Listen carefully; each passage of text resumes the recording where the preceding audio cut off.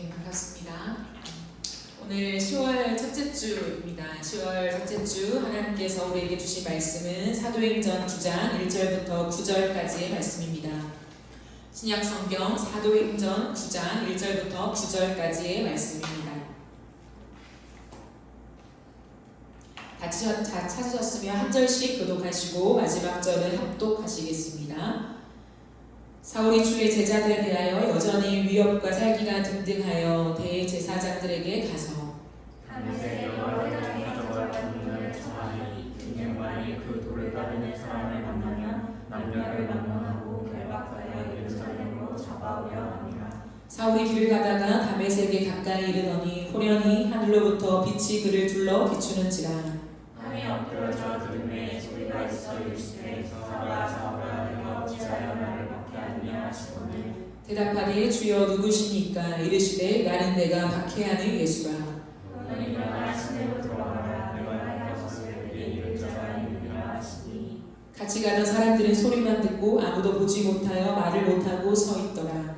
사울이 땅에서 일어나 눈을 떴으나 아무것도 보지 못하고 사람의 손에 끌려 다메섹으로 들어가서 함께 읽겠습니다. 사흘 동안 보지 못하고 먹지도 마시지도 아니하니라. 아멘. 10월 한 달 동안에는 부르심이라고 하는 시리즈 설교로 진행하려고 합니다.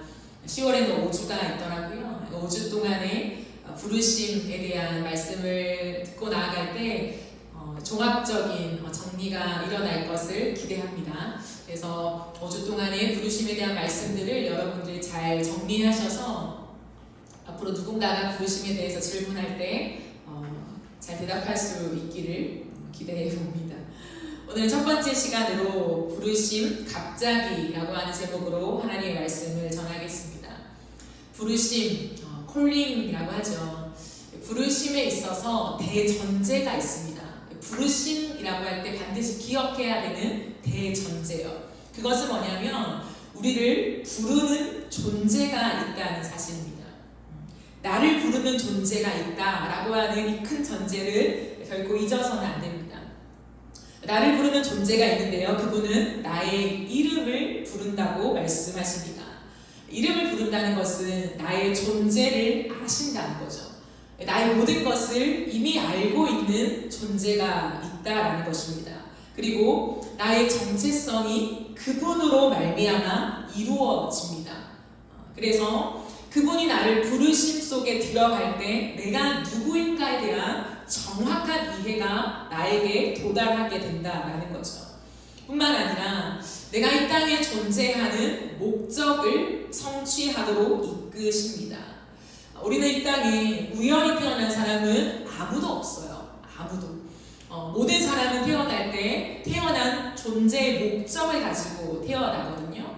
그렇기 때문에 세상을 살아가면서 내가 왜 이 땅을 살아가야 하는가에 대한 삶의 목적을 아는 것이 너무 중요하고 뿐만 아니라 그 목적을 성취해 나가는 것이 중요하다는 거죠.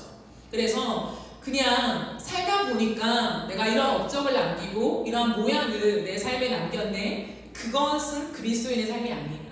그리스도인은 하나님의 분명한 목적을 알고 이해함이 필요하죠. 그리고 그 목적을 성취하는 것을 반드시 기억하며 살아가야 한다라는 것입니다. 그렇기 때문에 우리를 부르는 존재는 예수 그리스도시죠. 이 땅에 십자가를 지시고 부활하시고 승천하신 예수께서 이제는 이 땅을 살아가는 우리를 부르셔서 하나님 나라의 백성으로 우리를 콜링하고 있다라는 것입니다.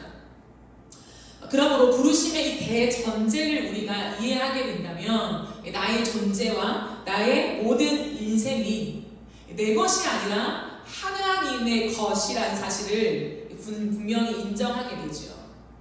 그러므로 부르심이라고 할 때는 나를 부르신 존재만큼 중요한 것이 내 인생이 내 것이 아니라고 하는 분명한 고백이 전제된다라는 것을 기억해야 돼요. 교회에서 듣는 하나님이 주인이셔 라고 하는 것 말고요. 내 가슴 깊이 내 전 존재를 통해서 맞습니다 주님. 내 인생이 내 것이 아니라 당신 것입니다. 하나님의 것입니다. 나를 위해 죽고 부활하신 예수님의 것입니다 라고 하는 분명한 인정과 고백이 전제가 되어 있어야 한다라는 것이죠. 부르심에는 구원으로서의 부르심이 있고 소명으로서의 부르심이 있습니다. 근데 이 두 가지가요 동시에 이루어지는 경우도 있습니다. 그러나 시간적으로 분리되어서 다른 시간 안에 이루어질 때도 있어요. 그래서 완전히 분리되진 않습니다. 하지만 구분은 된다라고 여러분이 이해하시면 되겠습니다.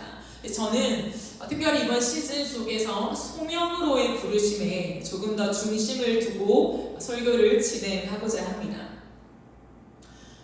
소명으로의 부르심이라고 할 때 소명이 무엇인가에 대한 이해가 필요하겠죠. 소명이 무엇일까요? 소명에 대해서 굉장히 많은 정의가 있어요. 많은 사람들이 각자의 언어로 소명은 이런 것입니다 라고 표현을 하고 있습니다. 그런데 이 소명에 대해서 오스 기니스라고 하는 유명한 사람이 있습니다. 이분의 소명이라는 책을 보면요, 소명에 대해서 이렇게 정의해요. 하나님은 우리를 너무나 결정적으로 부르셨다는 거예요. 결정적으로 하나님이 부르셨기 때문에 그분의 부르심에 응답하는 것, 그것이 소명이래요. 근데 그 응답은 어떻게 이루어지냐면 우리의 모든 존재, 우리의 모든 행위, 우리의 모든 소유로 그분을 역동적으로 섬기는 것, 이것을 소명이라고 정의합니다. 저는 이 정의를 굉장히 좋아하고 또한 이것을 여러분과 함께 나누기를 원합니다. 하나님 우리를 부르셨죠. 거기에 대한 응답이라고 하는 게 참 좋아요. 우리가 우리의 의지를 다해서 주님 앞에 예 하고 응답하는 것이요. 그런데 그것은 단순히 어떤 영역 속에서만 하나님께 응답하는 것이 아니라 내 존재, 전 존재, 그리고 나의 모든 행위로 삶을 말하죠. 그리고 나의 모든 소유까지. 이 표현이 참 좋습니다. 소유까지 하나님 앞에 섬겨 드리는 것인데, 제가 이 표현을 가장 좋아하는 이유는 역동적이라는 말이 포함되어 있기 때문이에요. 소명에 있어서 저는 역동성이 아주 중요하다고 생각해요. 왜냐하면 누군가가 나를 불렀다라고 할 때 굉장히 소극적이 되거든요. 나의 의지나 나의 생각이나 내가 하고 싶은 일, 그건 좀 배제되어지고 나를 부르시는 그 창조주 하나님, 그분께 내가 맞춰드리는 거구나 라고 하는 소극적인 면으로 이해할 때가 많아요. 하지만 하나님이 우리를 부르신다라고 하는 소명은 굉장한 역동성을 수반합니다. 내 가운데 예 하나님이라고 일으켜지게 되고 나의 모든 삶을 다하여서 주님의 부르심을 따라 에너지 있게 살아가게 되는 엄청난 힘이라는 거예요. 그래서 소명을 부여받은 자는 눈빛이 달라요. 소명을 부여받은 자는 이제 열정이 생깁니다. 아주 힘찬 에너지가 느껴지는 거예요. 제가 여러분께 종종 말씀을 드리지만 여러 가지 성격 유형이 있잖아요. 성격이 달라요. 누군가는 굉장히 소극적인 사람, 누군가는 굉장히 적극적이고 진취적인 사람이 있습니다. 그러나 하나님의 소명에 응답하는 것에서는 성격 유형을 따지지 않아요. 왜냐하면 내 영이 주님 앞에 응답하는 것이 가장 중심이기 때문이에요. 이것은 나의 성격을 뛰어넘는 것입니다. 하나님이 내게 주신 이 영적인 감각이 내 모든 세포 속에 다 일어나서 예 주님이라고 하게 될 때 모든 사람은요, 아무리 소극적인 성격을 소유한 사람이라 할지라도 하나님 앞에서 에너지 있는 삶으로 나아가게 된다는 거예요. 그러니 성격에 숨지 마십시오.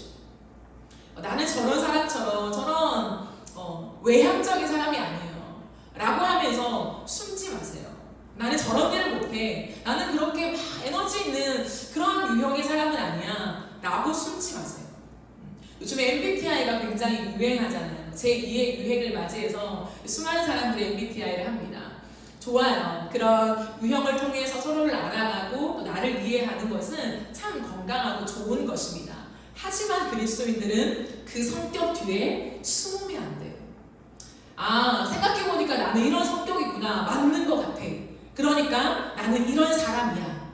라고 하면 성경에서 벗어나 살아갈 때가 많다는 거예요. 그것은 우리가 힌트를 얻는 거고 도움을 얻는 거지 그것으로 나를 형성해 가면 절대 안 됩니다.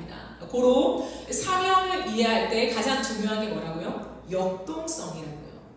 그래서 제가 청년들을 만나면서 오늘도 이제 한 청년이 이제 교회를 들어올 때 제가 그 얼굴 표정이 참 좋았어요. 에너지 있는 얼굴 표정. 그게 왜냐면 청년스러운 거거든요. 육체가 피곤하고 내가 삶을 살아갈 때 지침이 있죠. 근데 뭐냐면 눈빛이 살아있는 거예요. 눈빛에 에너지가 느껴지는 거죠. 그 속에서 생명을 느껴요. 아, 이 사람은 살아있구나. 그것이 또한 저로 하여금 가슴을 뛰게 합니다. 아, 그 생명력이 있다면 이런 눈빛을 소유할 수 있구나. 그러니 나도 더 생명력 있게 청년들과 함께 하나님을 나눠야지 라고 하는 그런 마음이에요. 각자의 구체적인 소명은 다릅니다. 고유한 부르심이라고 하죠. 저는 이 말을 참 좋아합니다. 그러므로 그리스도인은 다른 사람이 사는 대로 살면 안 돼요. 이 시대의 흐름을 따르는 것 중요하죠. 시대적인 많은 대안들을 내놓고 거기에 발맞추어서 내 인생을 설계하고 경영해 나가는 것은 참으로 중요합니다. 하지만 다른 사람이 하니까 그 길을 보니까 멋있어 보여, 좋아 보여요, 성공하는 것 같아요. 그러니까 그 길을 내가 따라간다? 그것은 하나님의 부르심과는 아주 멀어져 있습니다. 특별히 돈을 따라 살면 더더욱 안 돼요. 왜냐하면 돈을 따라 사는 것이 당장은 나에게 많은 혜택을 줍니다. 실제적으로. 하지만 반드시 기억해야 되는 게 뭐냐면 돈을 따라 살아가는 길은 하나님의 부르심을 따라 사는 길과 정반대로 가는 지름길이에요. 지름길.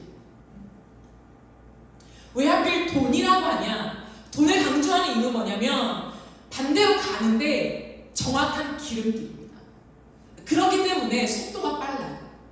하나님에게서 멀어지는 속도가 굉장히 빠른 게 돈을 따라가는 길입니다. 그래서 멈추기가 힘들어요.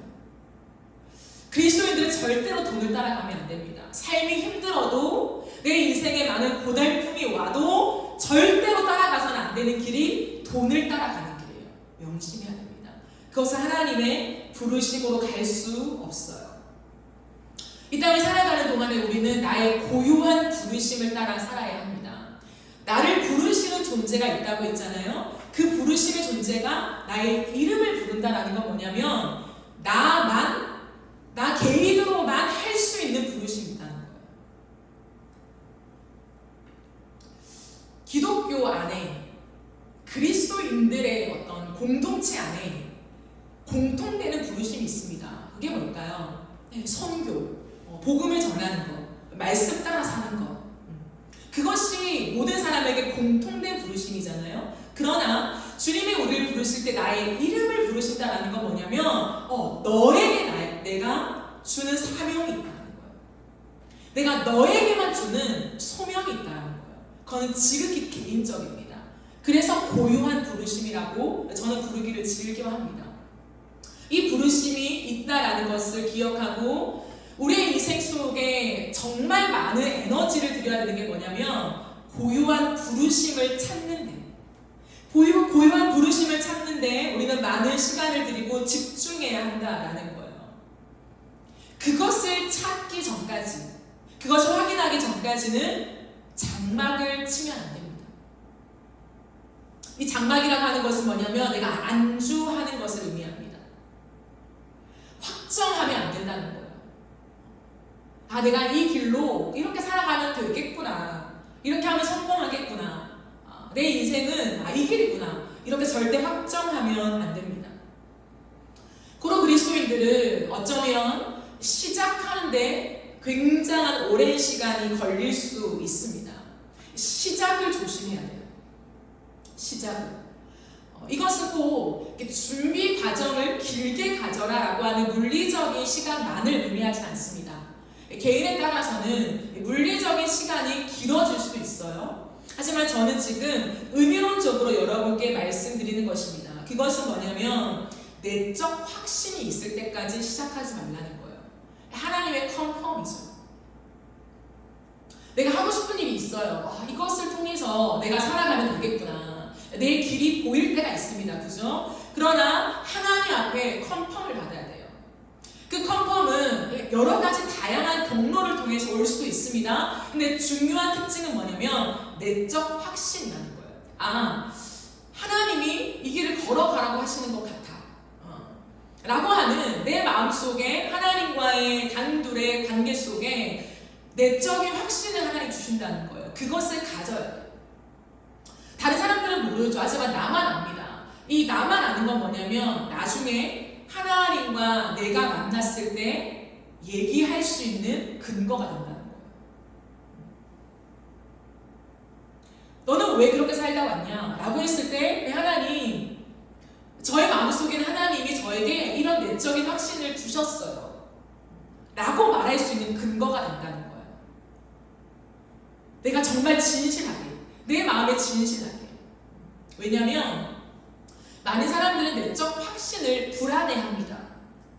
내가 지금 확신하는 것이 과연 하나님의 뜻일까? 내 마음에 지금 들어오는 이 모든 이렇게 가고 싶다라고 하는 이 강한 확신이 나의 욕심으로부터 비롯되었으면 어떡하지? 내 생각이 섞일 수 있으니까 그러면 어떡하지 나중에? 불안한 마음이 든다는 거예요. 하지만 내 안에 진실하게 점검하는 시간들이 필요하다는 거예요. 그러니까 제가 시작에는 오랜 시간이 걸린다는 거죠. 한 번 확신했다고 해서 끝나는 것이 아니라 내 안에 이게 내 욕심인지 내 방법인지 내가 정말 가고 싶은 세상의 흐름을 따라가는 것인지 걸러내는 충분한 시간이 필요합니다. 그런데 그럼에도 불구하고 내 안에 내적 확신이 든다 라고 했을 때 내 마음을 확정하는 게 필요해요. 내 마음을 정하는 거죠. 하나님, 제가 완벽하게 모든 걸 다 알 수는 없지만 여러 가지 것들을 종합해 볼 때 내 마음에 이제는 확정을 해야 하겠습니다. 이것이 하나님이 나를 부르신 뜻인 것 같아요. 하나님. 그러니 주님 도와주세요. 라고 확정을 하면서 그 길을 걸어가면 돼요. 그러니까 진짜 나는 진실하게 하나님 뜻이라고 걸어갔는데 만에 하나 그 길이 하나님의 뜻이 아니었다면 하나님 반드시 돌아서게 하십니다. 그러니 두려워할 필요는 없어요. 중요한 건 뭐냐면 내 내적 확신을 점검하면서 확정 짓는 일이 중요하다라는 거죠. 부르심에 있어서는 절대 공식이 없습니다. 공식이 딱 하나 정해져 있어서 모두가 부르심을 받으려면 이 공식을 적용해야 하는 것은 아니에요. 사람마다 고유한 부르심이기 때문에 부르심을 받는 방법도 그 경로도 굉장히 다양합니다. 그러니까 주의해야 되는 게 뭐냐면 다른 사람이 부르심을 받은 경로를 우리가 들을 때가 있잖아요.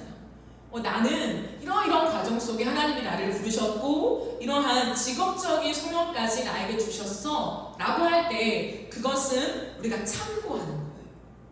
그것이 공식이 되면 안 돼요. 유명한 사람이 하나님의 부르심을 따라 잘 살고 있는 그 사람들이 말했던 방법이라고 해서 따라가면 안 된다는 거죠.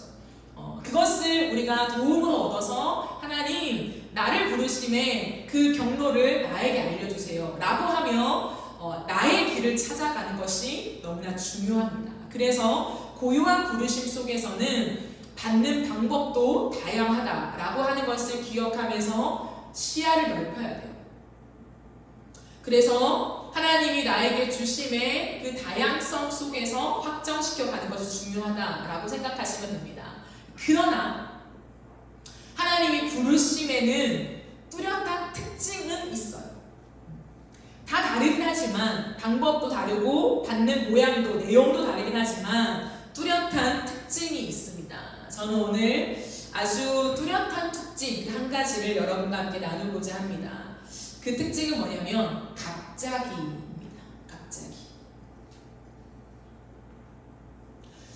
오늘 본문 1절부터 3절까지를 한 번 더 보실까요?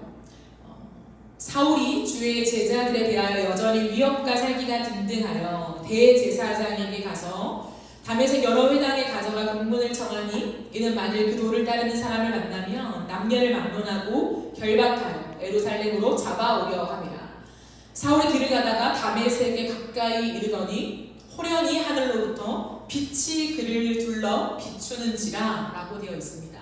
개역개정에는 호련히라고 되어 있죠. 이 호련히의 사전적인 의미를 보면 뜻하지 아니하게 갑자기라고 되어 있어요. 갑자기. 뜻하지 않게 갑자기. 근데 갑자기라고 하는 이 말의 사전적 의미를 보면 미처 생각할 겨를도 없이 급히라고 하는 뜻을 갖고 있어요. 미처 내가 생각할 겨를도 없이 급하게 임한 것. 갑자기라는 거죠.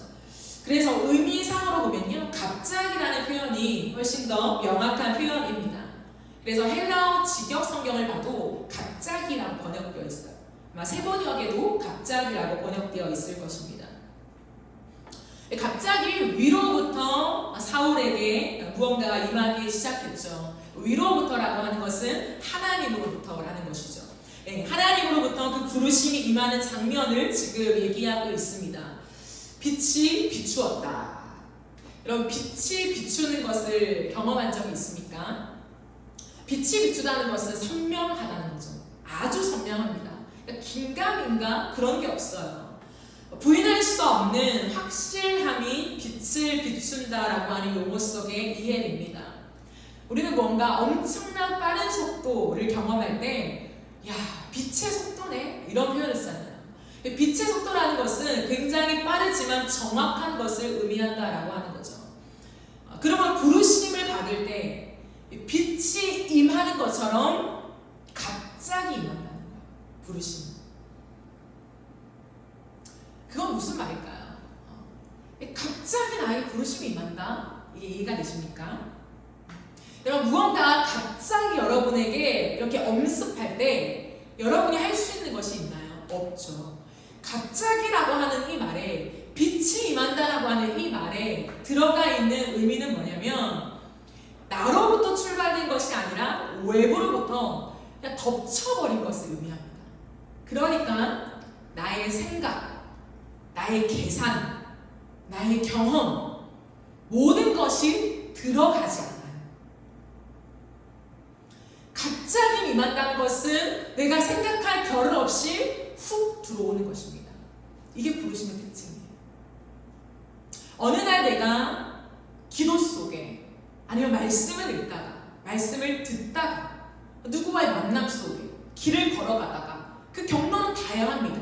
하지만 내가 어떠한 생각을 펼쳐서 고민해서 찾아 들어가는 것이 아니라 갑자기 훅 들어오는 생각, 훅 들어오는 그런 인사이트, 그것이 우리 안에 도달되었을 때 하나님의 부르심일 가능성이 아주 큽니다.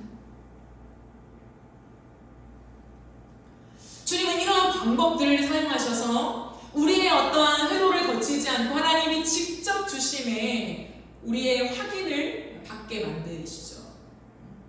그러므로 여러분이 앞으로도 하나님과의 관계 속에 하나님의 뜻을, 그 부르심을 분별해 나감에 있어서 갑자기 나에게 확 임하는 어떠한 하나님의 뜻이 임하는 것 같은 경험을 할 때는 적어놔야 돼요. 왜냐하면 갑자기이기 때문에 그것이 너무 어리둥절할 때가 많거든요. 근데 그때는 적어놔야 돼요. 하나님의 감동이 지금 나에게 어떻게 임하는지 그것들을 적어놓고 나중에 다시 한번 하나님과의 관계 속에서 점검해 나가는 것이 필요합니다. 자, 그러면 갑자기 임하는데 오늘 본문을 보니까 하나님께서 이 사울에게 갑자기 임하는 빛 속에 소리를 들려주십니다. 그러므로 부르심에는 반드시 소리가 있습니다. 하나님의 음성이 있다는 거예요. 어떤 소리일까요? 그 소리는 가장 먼저는 나의 삶을 멈추게 하시는 소리입니다.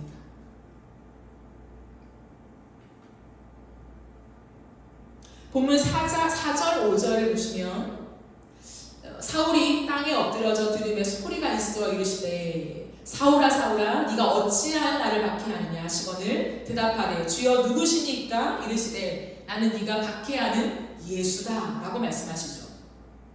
사울아 사울아 이렇게 이름을 2번 부르시는 장면은 뭐냐면 긴급함을 나타내는 거예요. 사울아 사울아 긴급할 때 하나님의 긴박함을 말씀하십니다. 그리고 강조의 의미가 있어요. 하나님 굉장히 강조하면서 말씀하시는 거죠. 그의 이름을 부르시면 어떤 뜻일까요? 사울아 사울아 내가 너를 이미 알고 있다는 거죠. 하나님은 갑자기 임하는 것 같은 빛으로 임하는 것 같은 그 속에서 내가 이미 너를 알고 있다라고 하는 것을 말씀하십니다. 즉 내가 너의 모든 삶을 다 지켜보고 있다라는 거죠. 우리가 기억해야 되는 게 뭐냐면 하나님이 나에게 즉각적으로 말씀하지 않는다고 해서 하나님이 모르는 게 절대 아니라는 거예요. 하나님이 내 안에 보이게 누군가를 통해서 드러나게 이거 하나님이야. 하나님이 지금 나에게 말씀하셔. 일하고 계시는구나 라고 하는 것들이 없다고 해도 하나님은 모든 걸 다 알고 있다는 거죠. 내 삶을. 그러므로 하나님이 나에게 말씀하지 않는다고 해서 내가 잘 살고 있다는 증거가 될 수는 없습니다. 때로는 침묵이 더 무서운 법이죠. 그러나 하나님께서 사울아 사울아 네가 어찌하여 나를 박해하느냐 라고 하면서 그의 소리를 들려주십니다. 그때는 어떨 때일까요? 이제는 그 행동을 멈추라 라고 하는 거죠. 네가 가고 있는 그 길이 확신하며 가고 있는 그 길이 하나님의 길이 아니라라고 하는 사인을 주십니다. 사울은 예수님을 메시아로 인정하지 않았죠. 자신의 의를 가지고 예수를 믿는 사람들을 다 잡아서 옥에 가두고 그들을 죽이는 것이 마땅하다고 생각했어요. 이 길이 잘 가고 있는 길이라고 확신했다는 거죠. 왜냐하면 유대인의 문화 속에서는 그것이 당연했기 때문이죠. 우리가 살아가는 삶에 있어서도 마찬가지입니다. 꼭 예수를 부인하는 길이다라고 하는 것이 아니라 내가 가고 있는 길이 모두에게는 잘 가고 있는 길이야, 잘하고 있어, 그 길이 맞아 라고 인정받는 길이라 할지라도 하나님의 길이 아닌 경우가 반드시 있다는 거예요. 주님은 사울에게 이제 멈추라고 하십니다. 고로 하나님이 우리에게 일반적으로 내 삶을 멈추게 하실 때가 있습니다. 아주 급하게 임하죠. 준비가 되지 않을 때 하나님이 임합니다. 무언가 내가 마련해 놓을 것이 없는데 갑자기 임해서 스탑이라고 하신다는 거죠. 이제 그만, 그 길은 아니다. 정리하라는 거죠. 더 이상 한 발자국도 그 길로 가지 말라고 하는 하나님의 명확한 음성이 들려지는 때가 있습니다. 그때 많은 사람들 당황하죠. 불안해하죠. 두려워합니다. 하지만 그리스도인들은 그것을 은혜로 받아들여야 합니다. 왜냐하면 돌이킬 수 있는 은혜거든요. 우리가 아무리 이 땅을 잘 산다고 해도 그것이 그 길이 하나님의 장소와 하나님의 길이 아니라면 너무나 허망한 거잖아요. 허무한 길이라는 거죠. 그러므로 하나님 나는 이것이 하나님의 길이라고 하나님을 위한 길이라고 내가 지금 가고 있는데 어찌 스탑이라고 호루라기를 부르십니까? 하면 어떡하란 말입니까? 그 다음 하나님 마련할 길이 있습니까? 라고 주님 앞에 두려움으로 떠는 것이 아니라 하나님 돌이킴의 은혜군요. 이 길이 하나님의 길이 아니라고 하시는군요. 그래서 이렇게 갑자기 명확하게 말씀하시는군요 라고 깨달아야 해요. 왜냐하면 내가 지금까지 살아가고 있는 내 상식 안에서 내 머릿속에 돌아가는 회로 안에서는 하나님의 뜻을 분별하지 못할 지경에 놓여있기 때문이에요. 잘 생각해봐, 하나님의 말씀으로 잘 고민해봐 라고 해도 전혀 하나님의 뜻으로 갈 수 없는 지경에 빠져 있을 때가 있어요. 사울처럼 내가 잘 간다고 하는 길이 고작 예수를 핍박하는 길이라는 거예요. 내가 잘 가고자 하는 길이 하나님의 길에서 벗어나 있는 길 밖에 모를 때는 갑자기 납니다. 그래서 깨닫고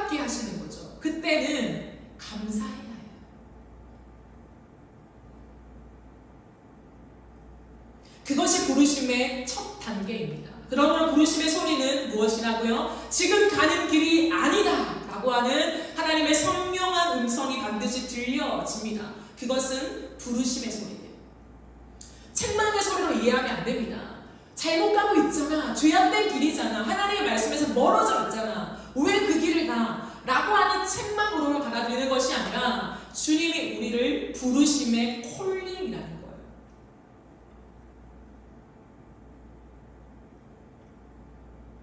그러므로 여러분의 인생 속에 하나님이 마치 호루라기를 부시는 것처럼 스탑이라고 하실 때는 멈춰야 돼요. 반드시. 더 가면 안 돼요. 하나님, 그래도 내가 이 길을 하나님의 말씀과 함께 걸어봤잖아요. 절대 그러면 안 돼요. 딜을 하면 안 됩니다. 그때는 하나님과 조금의 다른 어떠한 계산을 넣어서 하나님과 나를 맞추려고 하면 안 됩니다. 그때는 멈추어야 합니다. 그리고 하나님께서 두 번째 소리를 들려주시죠. 그 두 번째 음성은 무엇이냐면 새롭게 하나님의 음성을 따르는 소리입니다. 새롭게 하나님의 음성을 따르라고 말씀하십니다. 이게 6절 말씀입니다. 6절을 보시면 너는 일어나 시내로 들어가라. 내가 행할 것을 내게 이를 자가 있느니라 라고 말씀하시죠. 그때 따라야 한다는 거죠. 여러분 생각해 보세요. 사울입니다. 사울. 지금까지 자신의 생각으로 모든 것을 해왔던 사람이에요. 유대인 안에서 하나님을 믿는 유대 민족 안에서 사울은요 최고의 지도자였어요.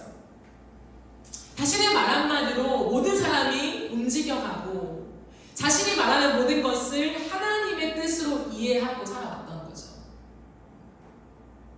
그런 사울에게 예수를 만나게 하시고 그 예수님께서 음성을 들려주셨을 때요 그것을 따라간다? 쉽지 않아요. 하지만 부르심은 이렇게 걸어가게 된다는 거예요. 그때 따라가야 합니다. 즉 이제부터는 너가 생각한 대로 너가 해왔던 대로 가는 것이 아니라 내 음성만 따라가야 한다라고 하는 명확한 콜링이라는 거예요. 이제 너는 일어나 시내로 들어가라 라고 하는 거죠. 사울이 가고자 했던 길은 예수를 믿는 사람들을 잡아 결박하는 길이었습니다. 하지만 주님은 아니야. 이제 시내로 들어가라. 너가 행할 것을 이를 자가 있을 것이다. 기다려라. 사울이 기다린 적이 있을까요? 없죠. 내가 판단하는 게 답이 되는 것인데요. 내가 판단하는 게 길이 되는 것인데요. 기다려본 적 없습니다. 하지만 사울은 이제부터는 기다립니다. 주님의 음성이 떨어지는 그 길로부터 시작되는 우리의 여정은 이제 그 길을 따라가는데요. 한치 앞을 모르는 인생길에 접어들게 됩니다. 좀처럼 잘 보이지 않아요. 예전엔 잘 보였죠. 내가 주인으로 살아갈 때는 잘 보였습니다. 내 앞길이 잘 그려졌습니다. 내가 계획을 세우면 되고 그 계획대로 하면 돼요. 수정도 하면 됩니다. 다른 사람들이 걷고 있는 것을 보고 힌트를 얻고 정보를 받아서 내가 새롭게 만들어가면 되는 것입니다. 그러나 하나님의 음성을 따라 걷는 길은 그렇지 않습니다. 잘 안 보여요. 어렵습니다. 3년, 5년, 10년을 예상하기가 힘들죠. 제가 이전에도 말씀드린 바가 있는데 하나님의 음성을 따라 걷는 길은 이제부터는 한 걸음씩 뒤쳐주실 때가 훨씬 더 많아요. 물론 어떠한 경우에 하나님이 우리의 인생 속에 3년, 5년, 10년의 큰 그림을 보여주실 때도 있습니다. 하지만 일반적으로 주님은 우리가 한 걸음 내딛으면 또다시 한 걸음을 보여주시는 그 길을 따라 걷게 하시죠. 그게 주의 음성을 따라 걷는 길의 특징이라는 거예요. 하지만 위로가 있습니다. 위로는 뭐냐면 그 어떤 길보다 확실하다는 거예요. 배신이 없습니다. 허무가 없습니다. 내가 세운 계획은 세울 때는 기쁘죠. 내가 다 할 수 있으니까. 내가 그리면 되고 내가 상상하면 되고 내가 원하는 것들을 마련할 수 있으니까. 하지만 그 확실하게 믿었던 그 길이 결국에는 나를 배신할 수 있다는 거야. 이 길로 가면 돈이 생길 거야. 인생에 평안함이 생길 거야. 나를 승승장구하게 할 거야. 많은 사람들보다 나를 인정하게 만드는 길일 거야 라고 믿고 걸어갔는데, 내 인생을 다 투자하고 돈을 다 투자하고 에너지를 다 투자하고 걸어갔는데 그 길 끝에 딱 서니까 허망함이 확 밀려오는 거야. 수많은 사람들이 때로는 나를 배신하고 떠나가게 되는 혹독한 결과가 들려지게 될 수도 있습니다.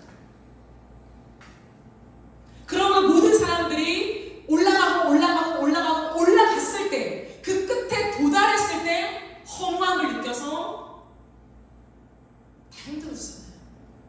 마약을 찾고, 다른 사람들을 찾고, 불륜을 찾고, 끝없는 자극적인 것들을 찾아서 나를 위로하려고 하잖아요. 망하는 길. 그러한 극단적인 모습이 없다 할지라도 올라가면요, 끝없이 내 마음이 좁아져서 다른 사람을 짓밟게 됩니다. 그것은 아름다운 모습이 결코 아니죠. 나밖에 모르는 이기적인 모습들, 내 가족밖에 모르는 이기적인 모습들, 그것이 내가 선택한 길에 대한 결말이라는 거예요. 하지만 하나님이 우리를 부르신 그 길대로 음성 따라 가는 길은요, 확실합니다. 내가 그림 그려서 완벽한 결과물을 보이지 않아도 한 걸음 또 한 걸음 불확실한 것처럼 보이는 그 길을 따라 걸어갔는데 그 끝이 너무 확실한 거예요. 그 끝이 너무 아름다운 거예요. 그 끝이 너무 큰 위로와 안정감이 오게 되는 거예요. 왜요? 그 길은 하나님이 운행하시는 길입니다. 실패가 없습니다. 패배가 없습니다. 허망함이 없어요. 나를 채우는 만족감과 의미가 확실하게 부어지는 길이라는 것을 반드시 기억해야 합니다. 그렇기 때문에 그 하나님을 신뢰하는 자만이 걸어갈 수 있는 길이 홀링의 길이라는 거예요. 소명을 따라, 부르심을 따라 걸어가는 길은 하나님을 얼마큼 신뢰하느냐에 따라 달려 있습니다. 내가 믿는 하나님이 얼마나 신실하시냐, 얼마나 나를 포기하지 않으시냐, 나보다 나를 더 잘 아시냐, 그리고 나에게 가장 좋은 것을 주신다고 하는 확신이 있을 때 그 길을 기꺼이 걸어가는 것이지요. 이것이 주의 길을 걷는 비밀입니다. 그러므로 내가 오늘 하루 하나님의 음성을 따라 걷고 있는데 앞이 잘 안 보이십니까? 나는 오늘 하루 하나님 주시는 그 빛을 따라 한 걸음 한 걸음 걸어가는데, 하나님 대체 내 인생에 하나님 계획하신 그 소명이 뭔가요? 그 구체적인 소명이 잘 보이지 않을 때가 있잖아요. 걱정하지 마세요. 절대 걱정하지 마세요. 안심하세요. 왜냐하면 때가 되면 보여주십니다. 나는 막 조급해요. 조급한데 기다리면 때가 됐을 때 반드시 보여주십니다. 반드시. 안 보여주는 경우는 없어요. 그게 우리 하나님입니다. 오늘 말씀에도 그것이 나와 있죠. 8절 9절을 보시면, 사울이 땅에서 일어나 눈은 떴으나 아무것도 보지 못하고 사람의 손에 끌려 다메섹으로 들어가서 사흘 동안 보지 못하고 먹지도 마시지도 아니하니라 라고 되어 있어요. 하나님이 갑자기 사울에게 임했죠. 그리고 스탑! 그 길은 아니야! 라고 하는 명확한 소리를 들려주십니다. 그리고 한 번 걸어갈 수 있는, 일어나서 시내로 들어가. 너에게 일러줄 사람이 있을 거야. 그거 한 문장 알려주십니다. 그리고는 끝이에요.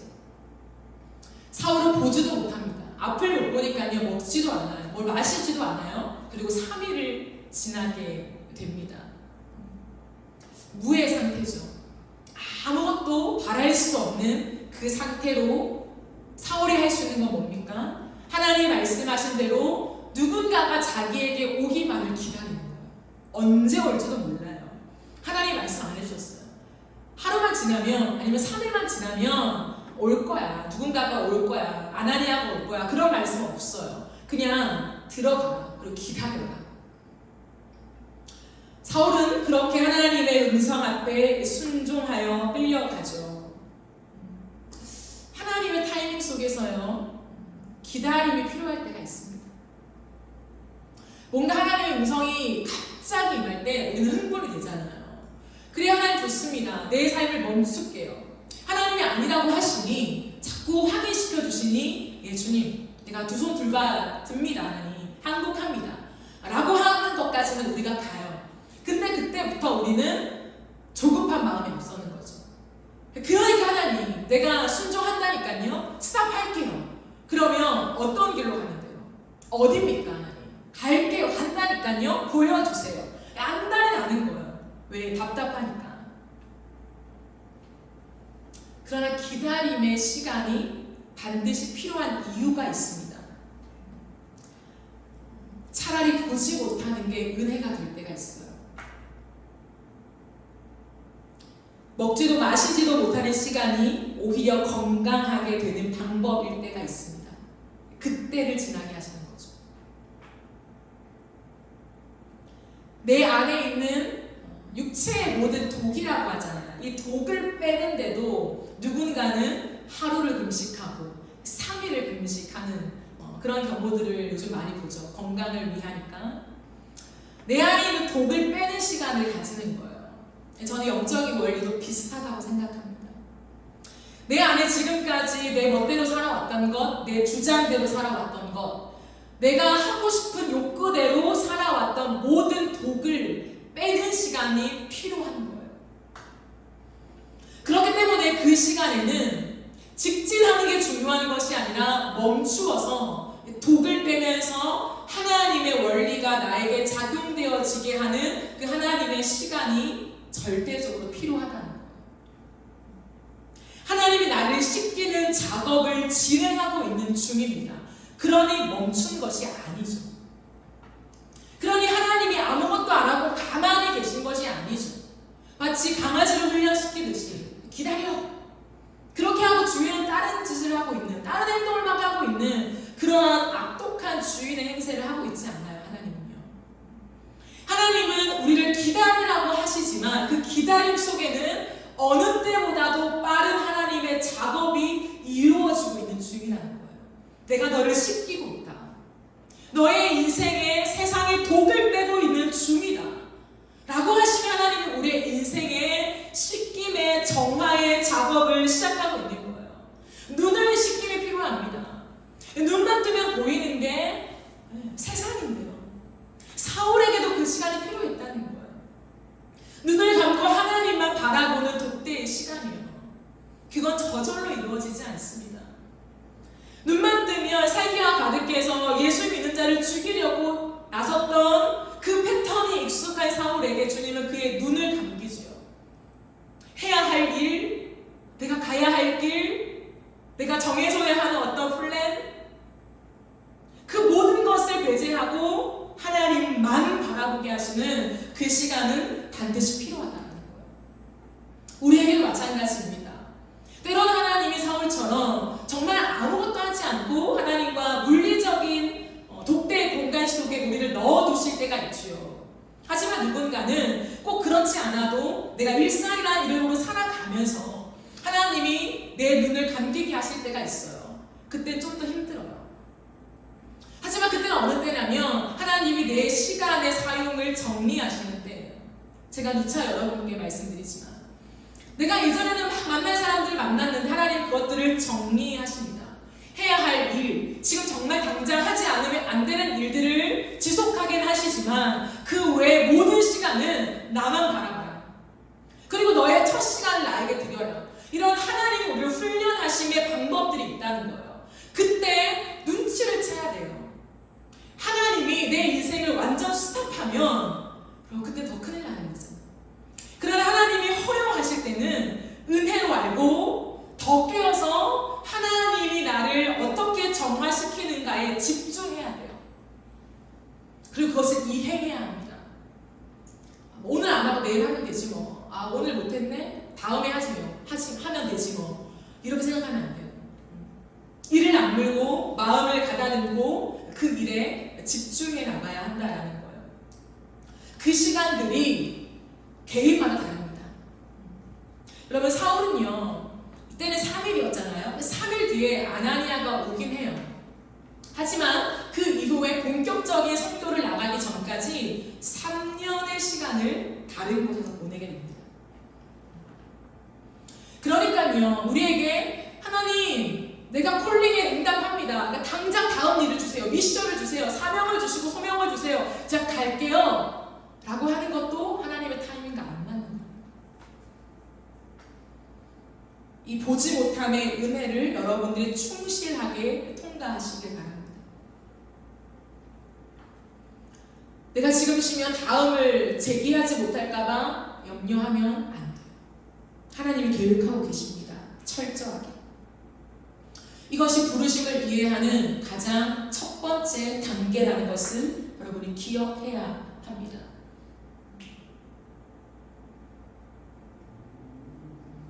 이 모든 과정, 첫 번째 과정을 통과한 사람에게 이제 세팅되는 것이 무엇인지 아십니까? 그때 진짜 가슴 깊은 곳에서부터 주님을 향한 응답이 일어나요. 그게 예 주님이라는 표현이에요. 저는 예 주님을 되게 좋아하거든요. 근데 그냥 찬양의 가사나 그냥 하나님 앞에 예 하나님 알겠어요 이런 정도의 표현이 아니에요. 예 주님이라고 하는 것은 나의 전 인격을 실어서 예 주님 당신의 말씀에 나의 모든 것을 싣겠습니다 라고 하는 그 응답인 거예요. 하나님이 이것을 만들어내기 위해서 우리에게 첫 번째 단계를 충실하게 지나게 하신다는 거예요. 이것이 제대로 되어 있지 않고 그 다음 단계로 넘어가면요, 그 순간순간마다 항상 내 욕심이 올라가요. 그래서 흐려집니다. 무엇이 하나님의 뜻인지 모르게 돼요. 그래서 부르심을 통과하고 내가 인생을 걸어가는 것 같은데 좀처럼 하나님의 뜻을 내 인생 속에 나타내기가 어렵습니다. 모르겠어. 하나님 뜻대로 걸어왔는데 내 인생이 왜 이렇게 불확실한지 모르겠어. 이렇게 된다는 거예요. 그러므로 이 첫 번째 과정이 가장 중요하며 이 시작 지점에서 우리가 도달해야 되는 게 뭐냐면 예 주님이라는 거예요. 그래서 앞으로 하나님이 어떠한 말씀을 하시든지 예 주님, 이게 가능하게 만드시는 거예요. 왜? 우리의 인생은 하나님의 것이니까. 여러분, 이거 쉽지 않습니다. 진짜 어려운 거예요. 정말 어렵습니다. 그러므로 정말 충실하게 이 과정을 통과해야 돼요. 제가 반복합니다. 여러분의 인생 속에 하나님 앞에서 예 주님 하는 것이 있습니까?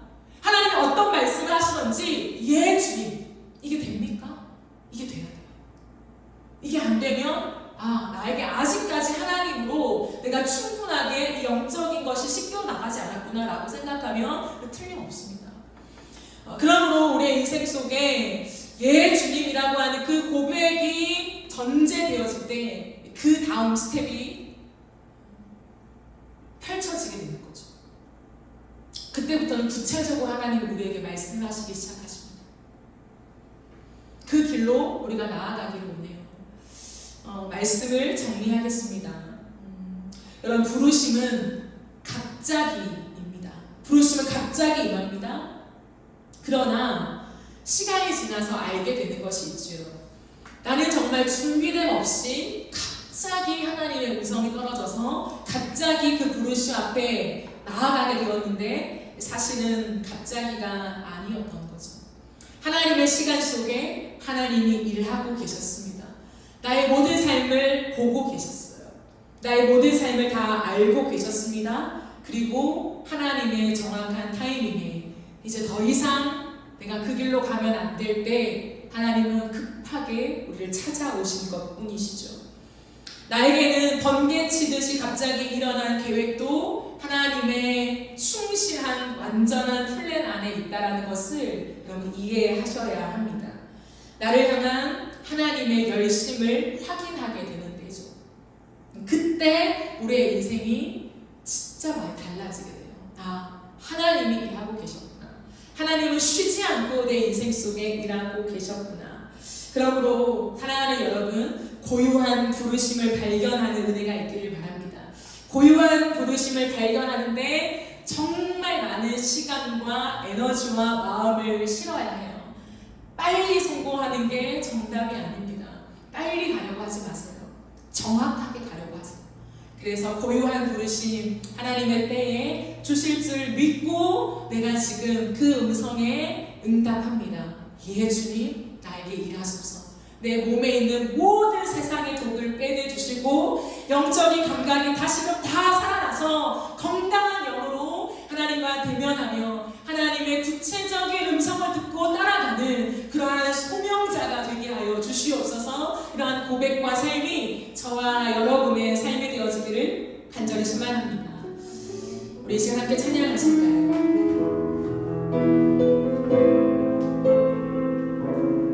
하나님의 부르심이라는 찬양을 함께 드리겠습니다.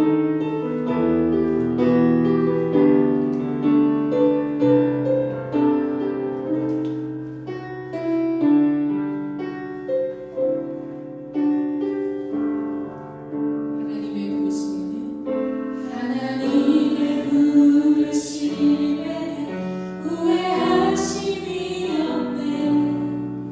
내가 이 자리에 선 것도 주의 부르심이라. 하나님의 부르심에 결코 실수가 없네. 나를 부르신 하나님의 진실하심을 믿네. 작은 나를 부르신 뜻을, 작은 나를 부르신 뜻을 나는 알 수 없지만 오직 감사와 순종으로 주의 길을 가리라. 때론 내가 연약해져도 주님 날 부르시니 주의 놀라운 그 계획을 나는 믿으며 살리. 날 부르신 뜻 내 생각보다 크고 날 향한 계획 나의 지혜로 증명 못하나 가장 좋은 길로 가장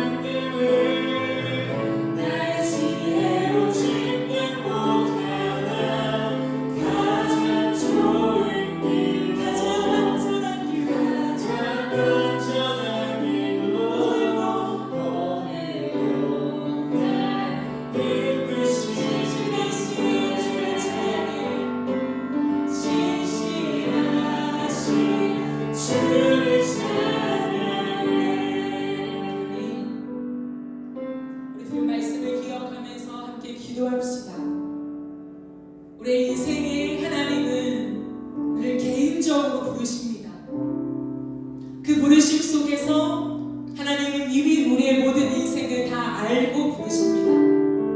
나의 생각과 내 마음과 내 뜻이 무엇인가를 다 알고 나서 하나님 부르세요. 그러나 그 부르심은 때로 내가 가고 있는 이 길이 하나님의 계획과 맞지 않는 길일 때에 주님은 이렇게 음성으로 들려주십니다. 그 길이 아니다. 멈추어라. 더 이상 가지 마라. 단 한 발자국도 가지 마라 라고 선명하게 우리에게 말씀하심의 음성이 들려줍니다.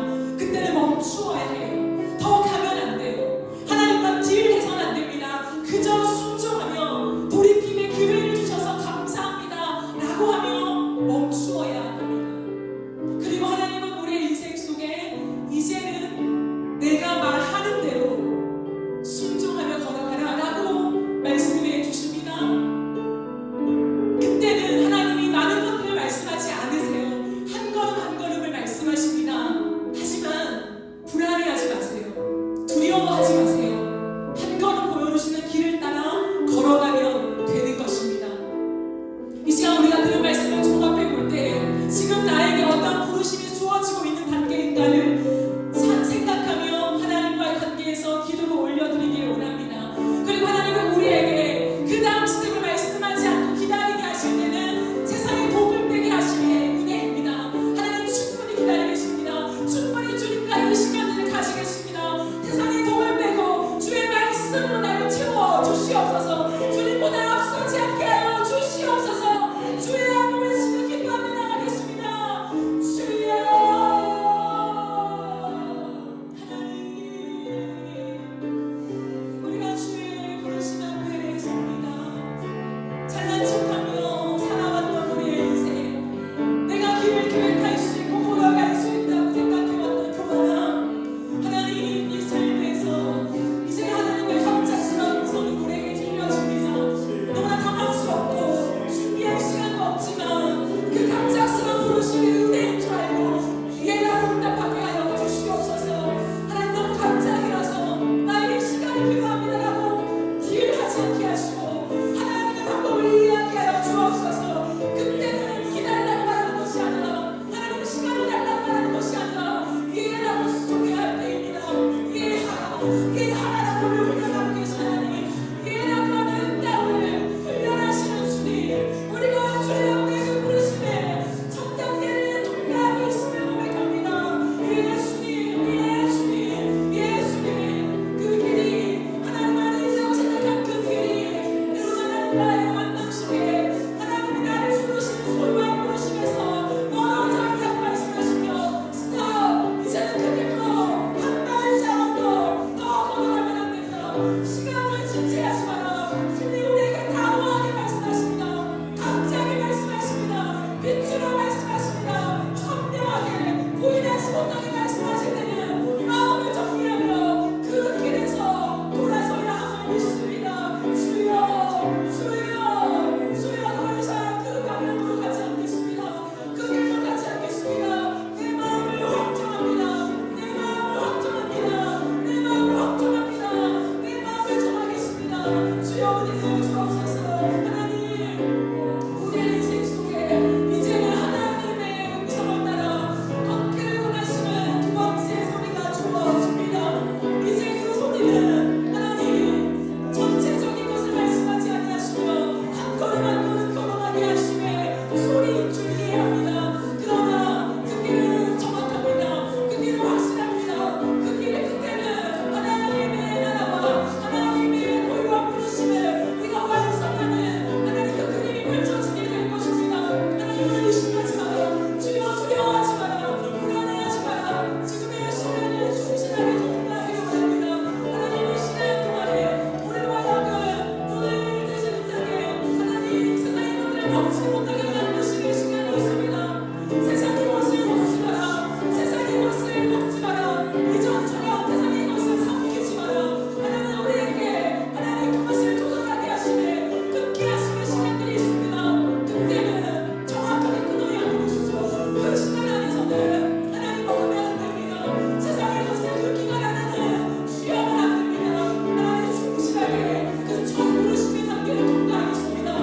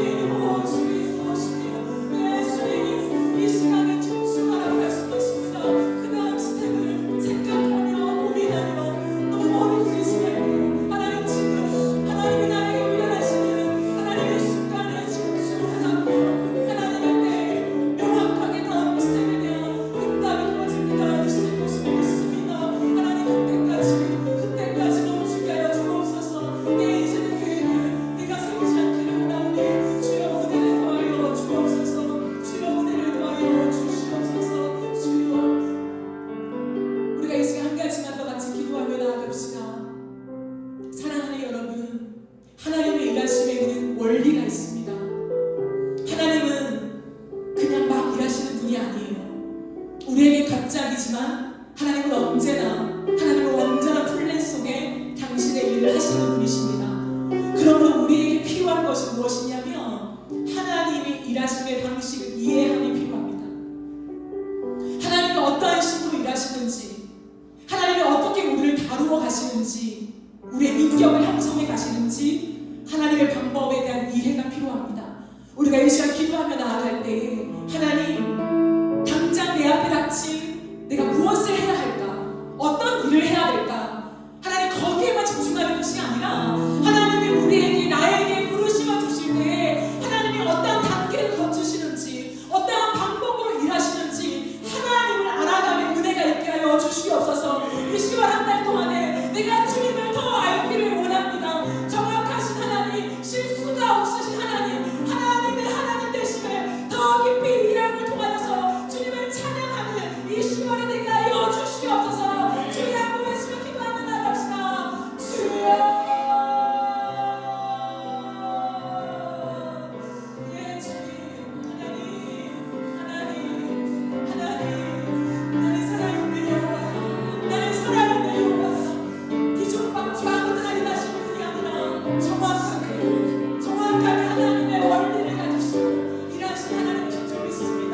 인격적이신 하나님, 그저 순간순간마다 떠오르는 대로 하나님의 감정대로 일하시는 분이 아니라 하나님은 정확하게 하나님이 정하신 원리대로 하나님이 일하시는 분이심을 고백합니다. 하나님, 그렇게 우리에게 갑작스러워도 갑작스러운 게 아니시고 하나님의 열심 속에 지금까지 도달하게 된 것을 기억합니다. 하나님을 이해하게 있게 하십시오. 하나님을 더 알아가게 하여 주시옵소서. 하나님이 어떤 분인지, 어떻게 일하시는지, 어떠한 타이밍인지 하나님을 이해하기 원합니다. 하나님을 알아가기 원합니다. 빨리 내 어떤 것들을 얻어내서 내 삶을 세워가려고 하는 조건을 맞지 않게 하시고, 하나님을 또다시 공부하지 않게 하시고, 하나님 자체를 바라보며 하나님을 쳐다보며 하나님을 묵상하며 하나님을 즐거워하며 하나님을 알아가게 하는 기쁨이 우리에게 넘쳐나는 시간이 되게 하여 주시옵소서. 하나님 부르심은 하나님 하나의 인격이 만나는 것입니다. 이 부르심은 어떤 직업만이 아니라 사람과 일이 아니라 하나님 앞에 머물러서 하나님을 만나는 하나님 그런 시간임을 고백합니다. 아버지, 우리에게 이 중세적인 이해가 임하게 하옵소서. 이 종합적인 정리가 임하게 하여 주옵소서. 그리하여서 하나님을 오해하지 않게 하여 주십시오. 너무나 인격적이신 하나님, 주님과 같이 걷기를 원합니다. 함께 동역하기를 원합니다. 동행하기를 원합니다. 오 주님이 내 곁에 계신데 내가 무엇을 두려워하겠습니까? 부모님들 두려워하겠습니까? 주님, 내 영혼이 안전합니다. 내 영혼이 안전합니다. 내 주님을 신뢰합니다. 당신의 신실하심을 찬양합니다. 결코 실수가 없으신 하나님, 결코 실수가 없으신 하나님, 잊어버리는 것이 없으신 하나님, 하나님은 완전하십니다. 예, 주님. 살아계신 하나님, 감사합니다. 하나님의 사랑과 하나님의 놀라운 신실함 안에서 우리를 부르시는 주님을 찬양합니다. 하나님의 부르심 앞에 우리가 설 때에 때로는 갑작스럽게 당할 때가 많습니다. 너무 갑작스러워서 지금까지 살아온 내 삶을 정리하려니 참 어렵고 당황스러울 때도 있습니다. 하지만 갑작스러워야 우리가 그 길을 알아들을 수 있기 때문에 하나님이 그러한 방법으로 임하시는 줄 믿습니다.